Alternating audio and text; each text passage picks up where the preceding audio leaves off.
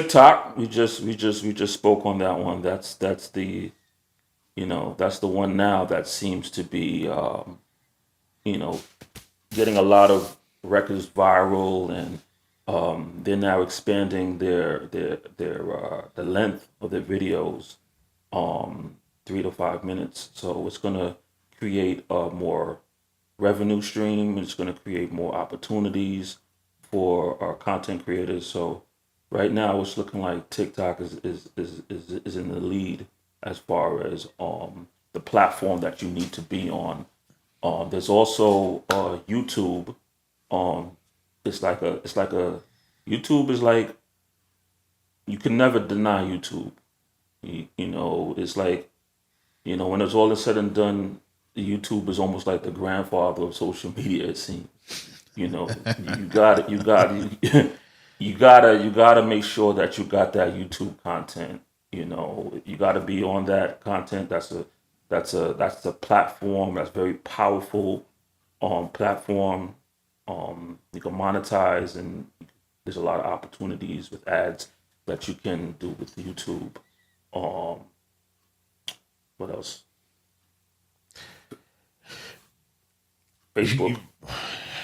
Now, I'm just running through them. So some people will say, why would you say Facebook before Instagram? Well, Facebook, first of all, the ad campaigns, I think, are robust. Like you can't really front on it too much. Like you need a Facebook account to do an IG, a good IG. And that's crazy too. a good IG campaign. Let's be clear. So you have to have a Facebook account in order to do that. Which is wild. They now that you can't even do it properly without having that. It's intertwined. Where does Twitter fit in all of this?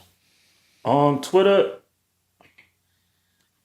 is still in the mix. You should still have a Twitter account, because there's people out there who there are still fans at a certain age, especially, that may not be on deck with some of the other platforms, and you don't want to leave nobody out. You want to make sure all your grounds are covered. So if Twitter's not your specific favorite, you still need to just have that on the side. You still need to be able to promote on there. You could tie your Twitter to your Instagram, so that anytime you post on Instagram, it pulls up something on Twitter. Don't leave it out, because you never know what Twitter may have in store. Don't sleep on them. I'm thinking, I'm where you are. I know that TikTok is number one. And I think what people don't also realize is that TikTok also has its own streaming platform. Mm-hmm. Right? So there's also a streaming platform that's attached to TikTok, that as TikTok grows, that streaming platform will become one of the more prominent ones. TikTok is just, if you're a new artist and you're not on TikTok, you hold this proverbial L, right? Like you're just you're putting yourself in a situation where you're going to take the L.